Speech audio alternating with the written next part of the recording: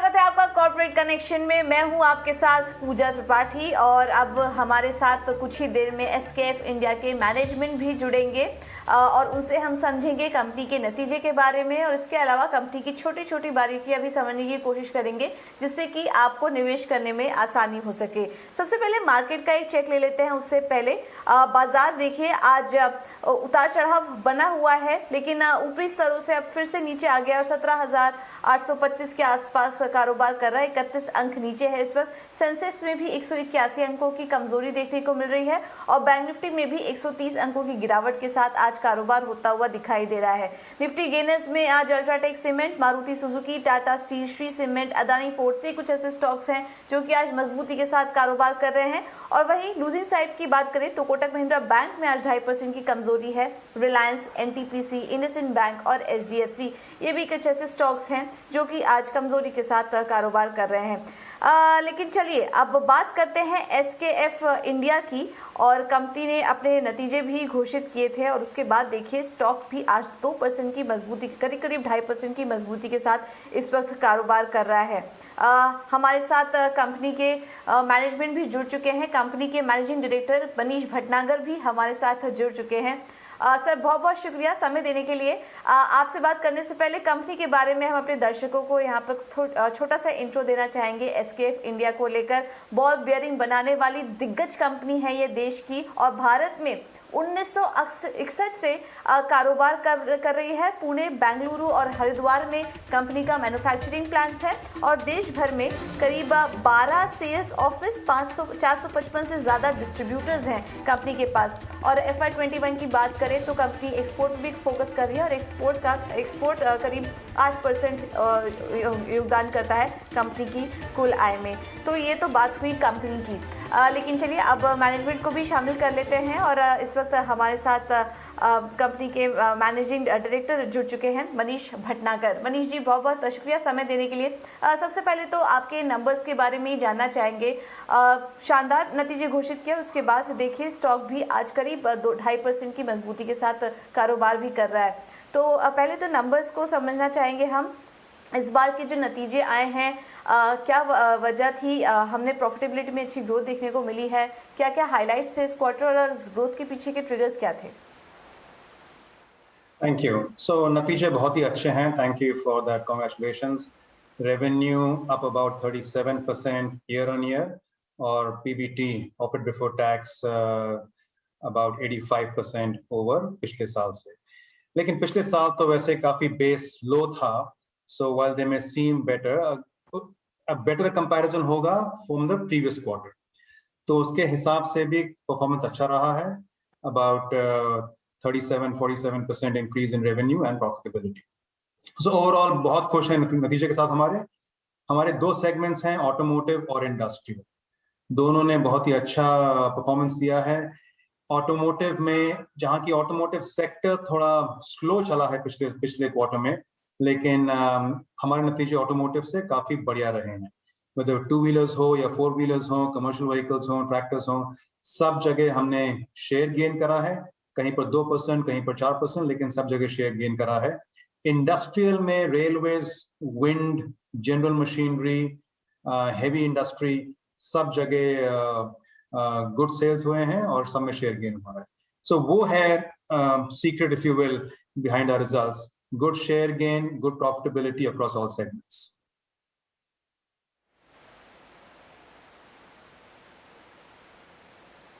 Okay sir, इस बार हमने देखा कि अक्रॉस द ग्लोब ही हमने देखा कि इनपुट कॉस्ट बढ़े हुए थे, तो तमाम कंपनियों पर भी इसका प्रेशर देखने को मिला। लागत बढ़ी हुई थी कंपनियों की। आपने अपने मार्जिन्स को प्रोटेक्ट करने के लिए कौन कौन से कदम उठाए और क्या प्राइस में भी कुछ इंक्रीज किया है? हाँ, सो इन्फ्लेशन सच्ची में बहुत बड़ा कंसर्न है। बेयरिंग्स आप जानते हैं main ingredient is steel and steel prices have gone through the roof. और इन्फ्लेशनरी प्रेशर्स हैं फ्रेट के ऊपर, other pressures are there. So we have taken 2 steps. One, of course, very very disciplined cost control. So जहां spend करना चाहिए, investment कहाँ करना चाहिए विच विल गिव रेवेन्यू और नॉट गिव रेवेन्यू, और जहां नहीं करना चाहिए और where we can delay it. So very very disciplined cost approach. on all our expenses. And second, आपने पूछा pricing कैसी रही? Pricing, we have asked for increases from all our customers in line with the inflation increases. कहीं मिला है, कहीं नहीं मिला है. Automotive, by and large, we have got good increases from all our customers. Also, हमने कोशिश करी है कि अपना mix change करेंगे. So sell more profitable lines and sell less जो unprofitable lines हैं. And finally, some sales we have had to say goodbye, because in the past हमने sales करी होंगी वो because we had excess capacity, but now we have also said we will not do those sales क्योंकि हमारे पास अभी capacity excess नहीं है. We need to take care of inflation. So a combination of mix changes, price changes, cost control, and वो देख रहे हैं आप हमारे नतीजों में.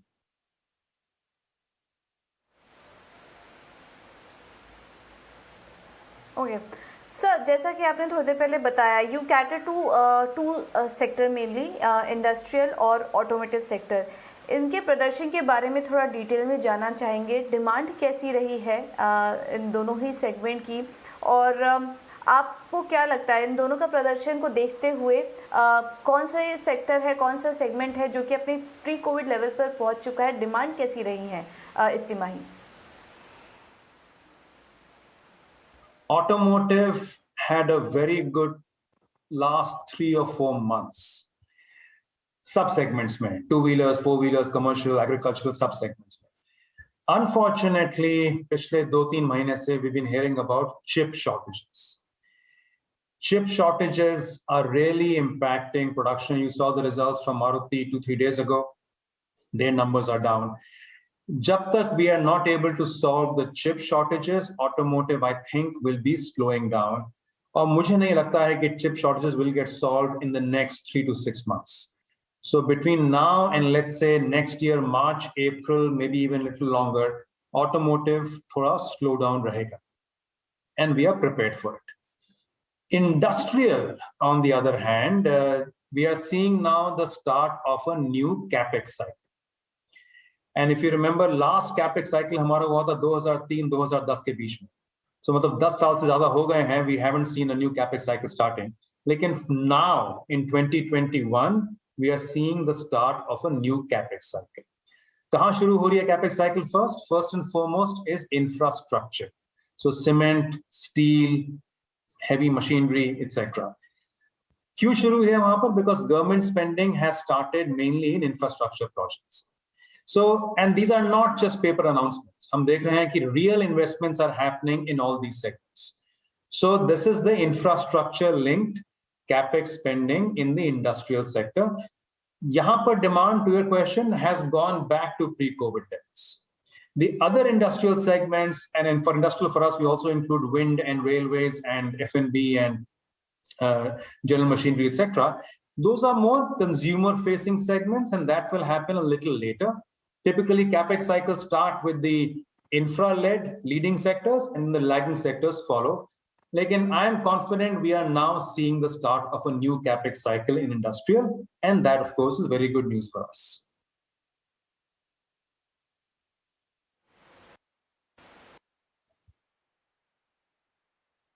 शॉर्टेज, इसी को लेकर मेरा अगला सवाल भी था, क्योंकि अब काफ़ी सारे जो कंपनीज हैं, OEMs हैं, प्रोडक्शन कट भी उन्होंने अनाउंस किया, एंड एज यू सेड ये प्रॉब्लम्स अभी जल्दी सॉल्व होने वाली नहीं है.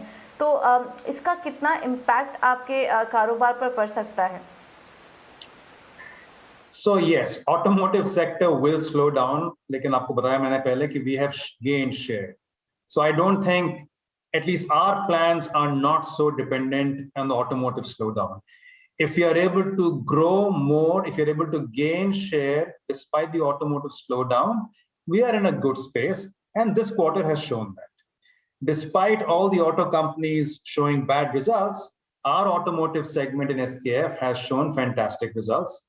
And this is a combination of share gains, cost control, price increases, all such things here.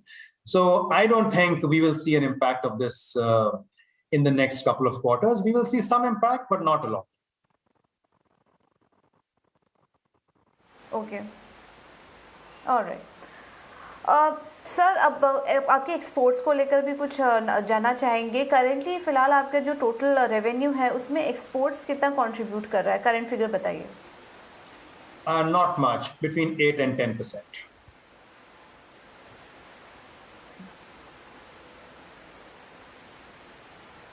Alright, तो सर गोइंग फॉरवर्ड क्या हम देखेंगे, बिकॉज अभी तो इतना कंट्रीब्यूशन नहीं है, बट गोइंग फॉरवर्ड हम देखेंगे क्या कि एसकेएफ इंडिया एक्सपोर्ट पर फोकस करेगी? बिकॉज अभी जिस तरह का सिनेरियो है इंडिया में, अगर हम बात करें तो एक्सपोर्ट ओरिएंटेड जो कंपनी है वो काफ़ी बेहतर परफॉर्म कर रही हैं as compare to domestic players. तो आपका क्या व्यू बन रहा है इस पर, और आपका फोकस फिर कहाँ रहेगा गोइंग फॉरवर्ड? एसकेएफ इंडिया हमारी स्ट्रैटेजी हमेशा से रही है। यू मेंशन 1961 में कंपनी स्टार्ट हुई थी।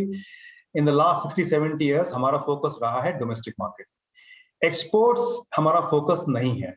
सो वो 8% है, 10% है, it is between that number. And उसका रीजन बहुत सिंपल। बेयरिंग्स एक ऐसा प्रोडक्ट है जो our customers want it just in time and they want local production. बहुत मुश्किल से you're able to export bearings to France or Germany or China. Bearings, it needs to be locally produced. In fact, companies जो जीतेंगी bearings market में, they are the companies who have localized the most. So that remains our strategy going forward. Domestic market हमारा focus है, domestic market focus रहेगा, और exports focus नहीं है. Exports is only the focus when we have a shortfall in production, when we need to fill our factories. तब देखते हैं कहाँ डिमांड है, यूरोप में डिमांड है, अमेरिका में डिमांड है, चाइना में डिमांड है, so let's make some and export to them. But our focus is the domestic market, because domestic market India में बहुत बड़ा है। we are even now we are importing about 35-40% of bearings because we are not able to cater to the domestic demand. So domestic market बहुत बड़ा है bearings के लिए, and that is our focus.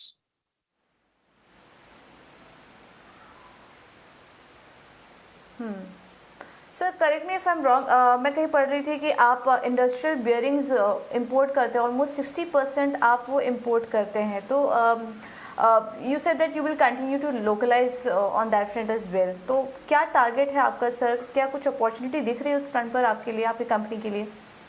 You're right. अभी about 60% हम import करते हैं, बाकी 40% हम लोकल मैन्युफैक्चर करते हैं। That number has to flip. मतलब it has to become 40% imports and 60% local production. और ये इन्वेस्टमेंट्स जारी हैं अभी, and I think in the next 2 या 3 साल में we will do that flip to make more localization. Automotive on the other hand, हमारे पास अभी we do about 95% localized production. That is the goal we also have for industrial, and the reason is the same like I said before. Companies चाहती हैं कि we need local production just in time, and the localization is what was the winning strategy in the bearings market. So in the next, to answer directly, in the next 3 to 4 years, we will see a lot more localization happening, or also on industrial bearings. जो ये percentage बोल रहे हैं अभी आप 60% import है, that will become much lower, maybe 20, maybe 10, but much lower.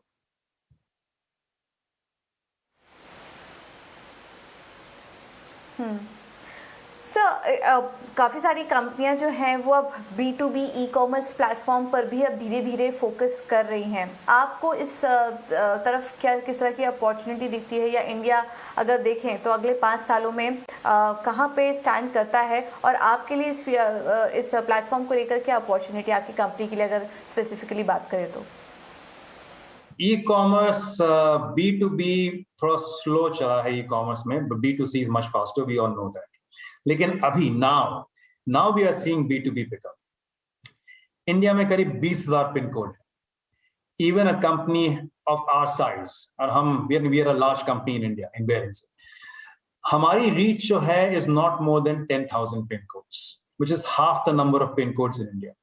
बाकी जो 10,000 पिन कोड हैं, what do they do? What do? They want bearings because bearings get used everywhere. तो उनके पास 2 चारे हैं। One, they buy counterfeit bearings, thinking कि वो genuine bearings हैं. No one wants to buy counterfeit bearings, but they buy thinking they're genuine bearings.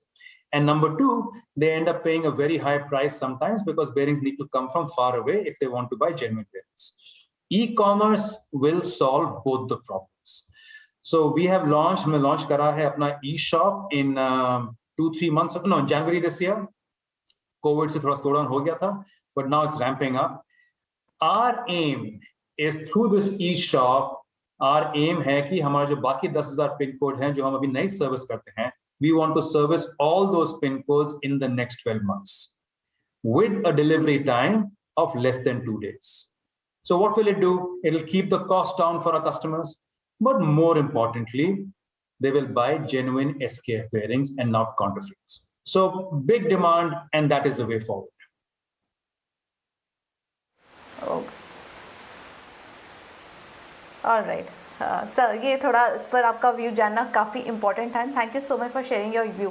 Sir आप अब EV space में भी अब धीरे धीरे एंट्री ले रहे हैं. करीब 9 OEMs और 25 एंसिलरी कंपनी के साथ से जुड़ी जितनी कंपनियां हैं उनके साथ आप काम भी कर रहे हैं धीरे धीरे.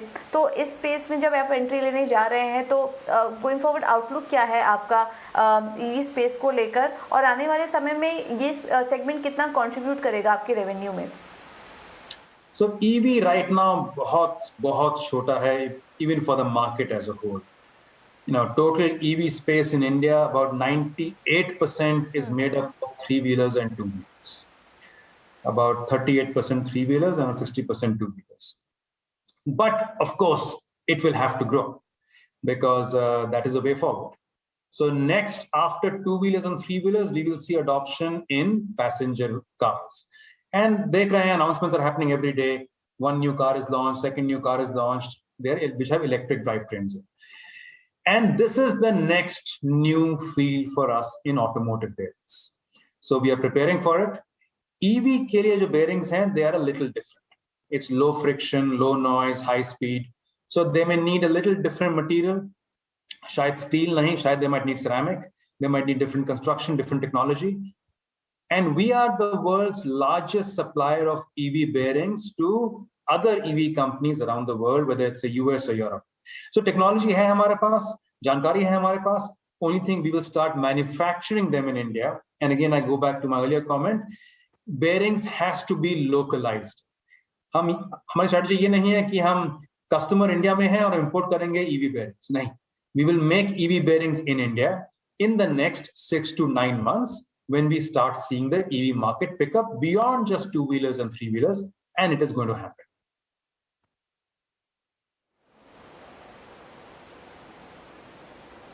Okay. Sir, great talking to you. Thank you so much समय देने के लिए आज अपना इटीना स्वदेश को, और आने वाले क्वार्टर्स के लिए भी sir all the very best. Thank you so much. तो ये थे SKF इंडिया के मैनेजमेंट अपने नतीजों पर और आने वाली कंपनी की स्ट्रैटेजी पर, ग्रोथ स्ट्रैटेजी पर डिटेल में हमारे साथ बात करते हुए. चलिए एक बार फंडामेंटल राय भी ले लेते हैं, और कंपनी पर राय देने के लिए हमारे साथ हिम सिक्योरिटी से आस्था जैन भी मौजूद हैं. आस्था, आपने मैनेजमेंट को सुना और नतीजे भी जब हम देख रहे थे SKF इंडिया के, काफ़ी अच्छे नंबर्स दिखाई दे रहे हैं. नतीजों पर आपका क्या कहना है, और निवेश के लिहाज से SKF इंडिया कैसी लग रही है आपको? जी बिल्कुल पूजा, देखा जाए तो ये one of the leading bearing manufacturers है, और ऑटो और इंडस्ट्रियल सेक्टर में भी काफ़ी बड़ा इनका रेवेन्यू कंट्रीब्यूशन वहाँ से भी आता है. और बेसिकली जिस तरह से नतीजे पेश किए हैं, बहुत ही उत्साहजनक नतीजे हैं, क्योंकि आप देखिए तो तकरीबन बहुत बढ़िया ग्रोथ हमें यहाँ पे देखने को मिली है SKF इंडिया में. अगर मैं बात करूँ तो लास्ट क्वार्टर से भी कंपेयर करूँ तो अच्छी ग्रोथ दिखाई है. गोइंग फॉरवर्ड मुझे लगता है कि कंपनी जिस तरह से पूरा इनोवेशन पे, R&D पे इनका फोकस है, और ये REP में भी अपना एक रास्ता बना रहे हैं, और रिकवरी आ रही है. क्योंकि ऑटो सेगमेंट की बात करें, ई मार्केट की बात करें, तो मेरे हिसाब से वो सब कंपनी के लिए काफी बढ़िया यहाँ वर्क करता हुआ नजर आएगा. और उसी वजह से कंपनी में मैं काफी ज्यादा पॉजिटिव हूँ, क्योंकि ऑटो सेक्टर की अगर रिकवरी होगी तो वो कंपनी को मदद करेगी मैन्युफैक्चरिंग सेगमेंट में हेल्प करने में, और ई मार्केट की वजह से भी कंपनी का रीच बढ़ेगा, मार्केट शेयर भी बढ़ेगा. तो इन सब के मद्देनजर SKF इंडिया मुझे अभी भी अच्छा लगता है. ऑल्दो आज की ट्रेडिंग सेशन में देखें पूजा, तो तकरीबन 2% के आसपास की तेजी हमें ऑलरेडी देखने को मिली है. बट मेरे हिसाब से 3500 के शॉर्ट टर्म टारगेट इस काउंटर पे देखने को मिल सकते हैं, और मीडियम टर्म का पर्सपेक्टिव है तो 3800 तक लेवल्स हमें गोइंग फॉरवर्ड SKF इंडिया में देखने को मिल सकते हैं. तो राय रहेगी कि यहाँ पे बिल्कुल बने रहना चाहिए 3800 की मीडियम टर्म टारगेट्स के लिए.